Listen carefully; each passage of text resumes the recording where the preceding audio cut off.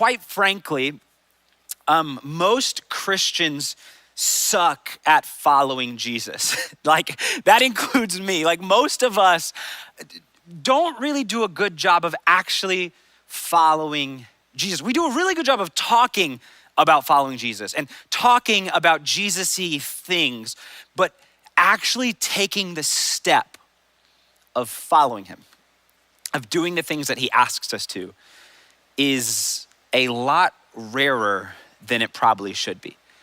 Because most of us, instead of following Jesus, we simply settle for admiring Jesus.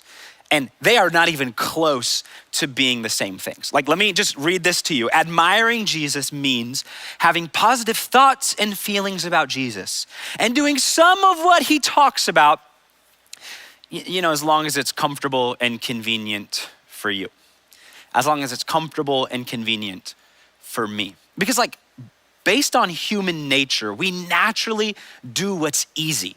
We naturally do what is convenient. We naturally do what is comfortable. And to be fair to you all, listening to this message, this problem, a lot of it comes from the fact that we use the word following today to describe something that is nothing like following in Jesus's day. Like, even when I was a kid, when you would talk about following somebody, the picture that would come in your mind is the game Follow the Leader, where whoever is the leader, you follow them. Like, you actually go where they go, you do what they do, you repeat what they say, and that's how you play the game Follow the Leader.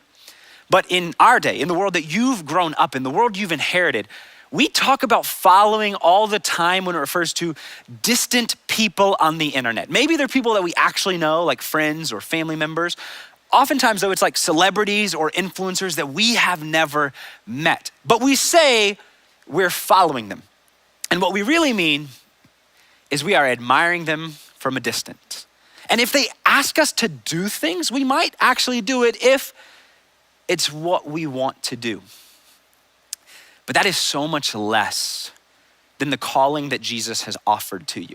That is so much less than the invitation that he has given you. Because what Jesus wants to invite you into is not just admiring him from a distance, but truly following him. That's what his earliest followers did. You may not know this, but before they were called Christians, they were called followers of the way. Because the earliest followers of Jesus understood that what he came to do was introduce an entirely new way of life. So much more than, just going to church when it fits into your schedule, or reading the Bible and praying when you remember to, which rarely do we actually remember to. Or, occasionally doing an act of service or good to somebody in need, as long as it's, not too weird or too uncomfortable. The earliest followers of Jesus gave up everything to follow him. And through their act of obedience, devoting their lives to him, their lives were completely changed. And Jesus used them to change the world. In that very same way of life, that very same power is available to you today. But in order to step into it, we have to move from simply admiring Jesus to actually following Jesus. So what does it mean to follow Jesus? Throughout this series, when we talk about following Jesus, what we mean is this. We mean going where he goes, doing what he does, trusting what he says, and loving how he loves. The first time I was introduced to a group of people who didn't just admire Jesus, but actually followed Jesus, that changed everything. Because growing up, I had been involved in churches. I had people in my life that called themselves Christians, but very few of them, I would say, were actually willing to go where Jesus went, to do what Jesus did, to trust what Jesus said, and to love how Jesus loved. And because of that, growing up, the picture of Christianity I had in my mind was something that just didn't seem worth it. To the point where when I was in middle school, I disengaged from church and I unfollowed Jesus altogether because it just didn't seem like it was worth the time or the energy. And I spent a lot of years doubting the truth of who Jesus is. I spent a lot of years wanting to have nothing to do with churches and church people. And maybe as you're sitting here listening to this message, you're finding yourself feeling like you're not sure if you want to be here either. Or maybe you're listening to this message and you got really excited about following Jesus several months ago when he showed up in your life in a radical way. But since then, the fire that once was blazing has started to fade. And now what's replacing it is some disappointment because things aren't going the way that you thought they would. Or maybe the disappointment has gotten so big that you're starting to doubt if what you experienced was even real. Or maybe you've moved past doubt. Maybe, like I was, you've already walked away from the church altogether. And the only reason you're here today is because a friend invited you. Wherever you might find yourself in that journey, I want you to know that I'm so glad that you're here because there's really good news. The good news is that the same movement that flipped the world upside down, the revolution that Jesus started 2,000 years ago, that literally remade the world as we know it, is alive and well in the world today. And even though maybe the versions of Christianity you've seen in the past didn't seem like good news, I'm telling you the version that Jesus introduced is good news. And my hope is that you will be open to what it is that maybe Jesus wants to show you, that you would be willing to give him a chance, to begin to take the steps to make his way of life your way of life. Now, this is just the beginning of this 7-part series. And so what I wanna do is kind of like lay a foundation for everywhere we will go from here on out. Lay a foundation that we will continue to build on in the weeks to come. So I'm gonna talk about 4 big ideas that are essential in the Jesus way of life. So if you are following along, make sure you take notes because we're gonna move through this quickly. The goal is not for you to memorize it all, but to give you a more full picture of what following Jesus is really like. So first things first, following Jesus is an all of life way of life. Following Jesus is an all of life way of life. When Jesus was asked what the most important commandment in the entire Bible was, in Mark chapter 12, verses 29 and 31, Jesus says, the most important one is this: hear, O Israel, the Lord your God, the Lord is one. Now love the Lord your God with all of your heart, with all of your soul, and with all of your mind, and with all of your strength. The second is this: love your neighbor as yourself. There is no commandment greater than these. When Jesus was asked what matters most, he said, love God with every single part of who you are and love others the same way that you want to be loved.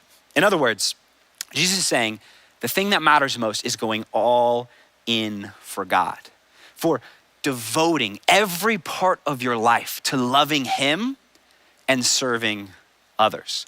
I wanna illustrate it with a picture of a pie. It's gonna pop up right there. That is a pie, in case you were wondering. The next picture is a pie chart. Now on this pie chart, there's like different slices that represent the different pieces of our lives. And these are just an example of what yours might look like. You've got like romantic relationships, friendships, hobbies, family, other, school, faith. And depending on what you care about, the different slices of your pie may look different. Like if you're one of the guys in my switch group, the other slice would probably be like 2/3 of the pie and primarily consist of your love for Minecraft. And that's okay. Maybe for some of you, the other would also be about 2/3 of your pie because once season 2 of Ginny and Georgia dropped, that became your new identity. Like that might be the case for you. But here's what I want you to notice.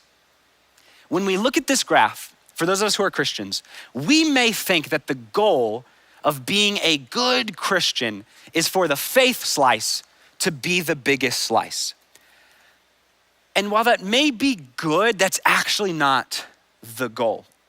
Because our faith in Jesus is never meant to be just a part of our life. It's never meant to be just a slice. Our faith in Jesus is the crust that holds the entire pie together. It is meant to be a part of everything else we do. The way that we interact with our family should be infused with the love of Jesus. The way that we engage in our romantic relationships, the way that we show up to school should be fueled by a passion for loving God and loving others. Because following Jesus is an all of life way of life. The second thing is following Jesus will make you more like Jesus. Following Jesus will make you more like Jesus. In Luke chapter 6, verse 40, Jesus tells us that the student is not above the teacher, but everyone who is fully trained will be like their teacher. Jesus is our teacher. We are his students. That's what it means to be a disciple. A disciple is a student of a teacher. And so what Jesus is saying is that our job as his students, as his followers, is to become just like him. This is why we say that discipleship is the process of becoming like Jesus for the sake of others. Because if we're actually making progress in this journey, then we're gonna become more like Jesus and we're gonna be more focused on serving other people. And let me tell you something. I've been following Jesus for about 9 years now, and I am radically different today than I was back then. Now, I am very far from perfect, but I am also so far from who I used to be. Because every single day, Jesus is making me more of who I'm meant to be. He's making me somebody that's more kind, more loving, more gracious, and more courageous. And if you commit to following him, to making his way of life your way of life, he's gonna do the same for you. Following Jesus is an all of life way of life. Following Jesus will make you more like Jesus. And following Jesus is about being with Jesus. In Matthew chapter 4, we read about Jesus calling his first disciples. And when he calls them, notice what he says. He says, "Come, follow me, and I will send you out to fish for people." At once, these disciples left their nets and followed him. Following Jesus is about being with Jesus. The best part of following Jesus is Jesus. Think about it like this. My wife and I got married almost 7 years ago. And imagine if after we got married, the only thing that changed in our lives was she started going by my last name.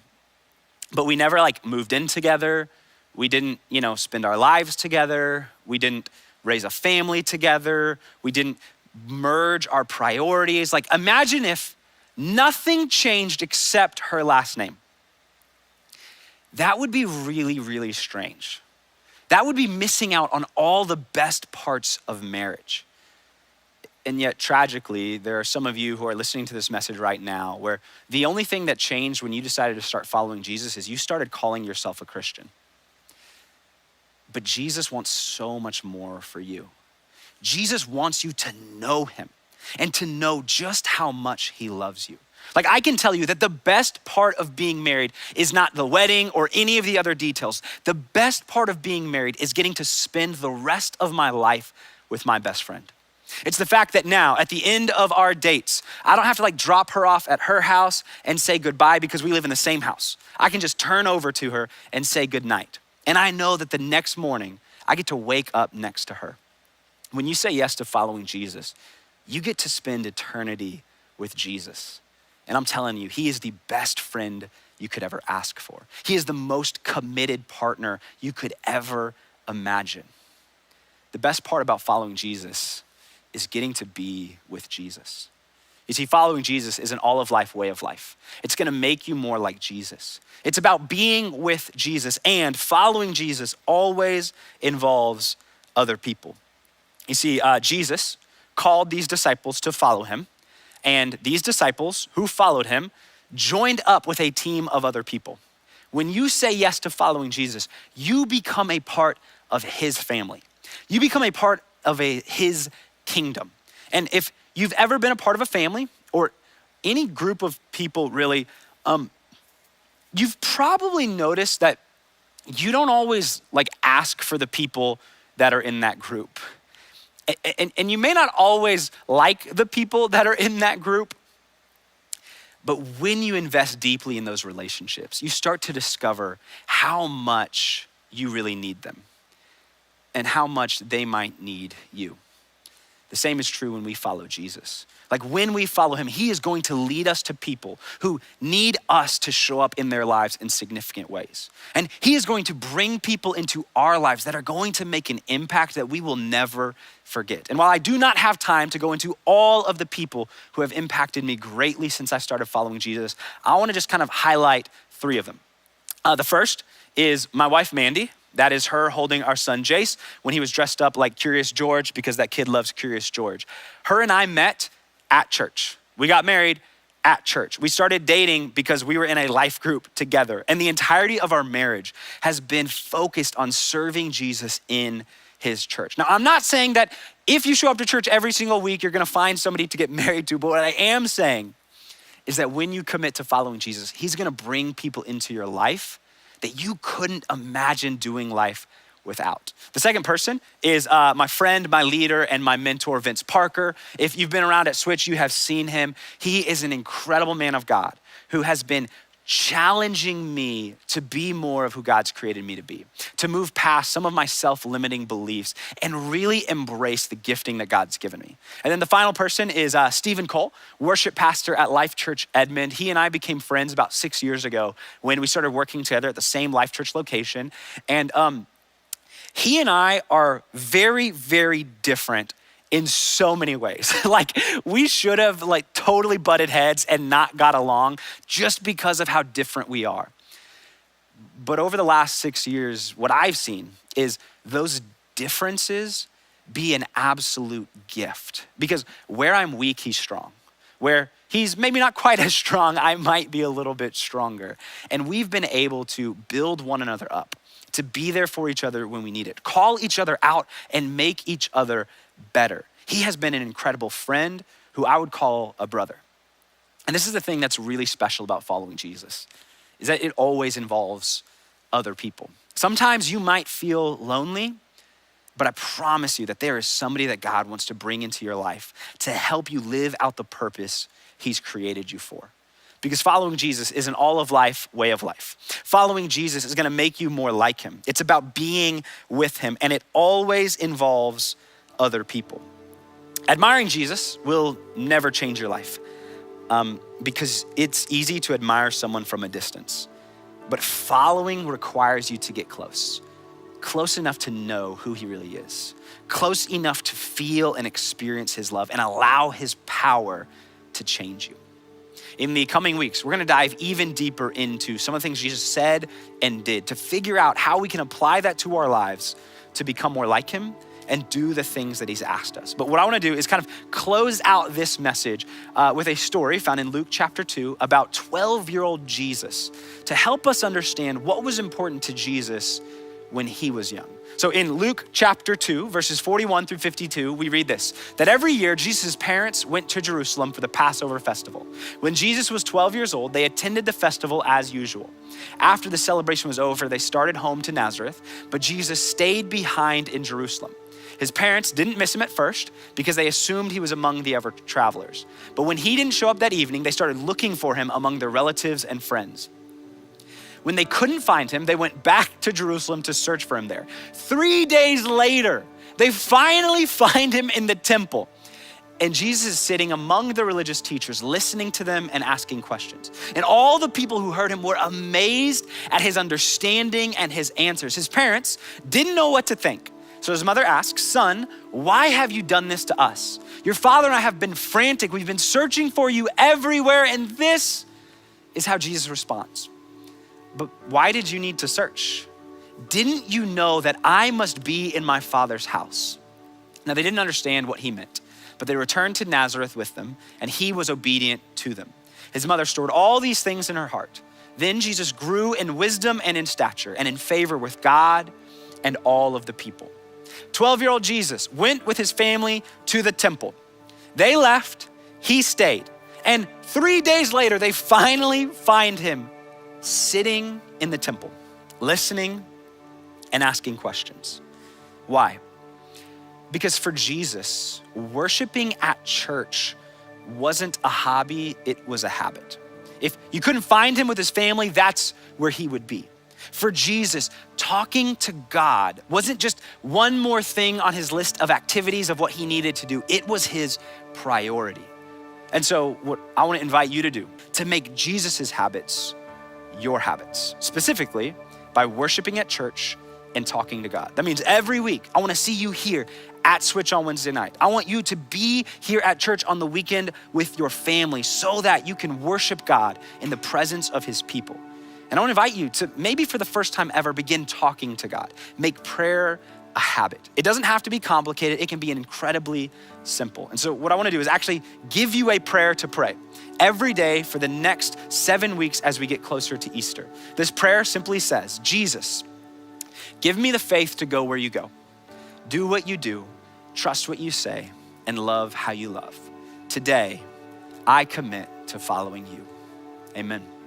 Now I want you to pray that with me. You can do it quietly, you can do it in your mind, but right now, we're gonna pray. Jesus, give me the faith to go where you go, to do what you do, to trust what you say, and to love how you love. Today, I commit to following you. Amen.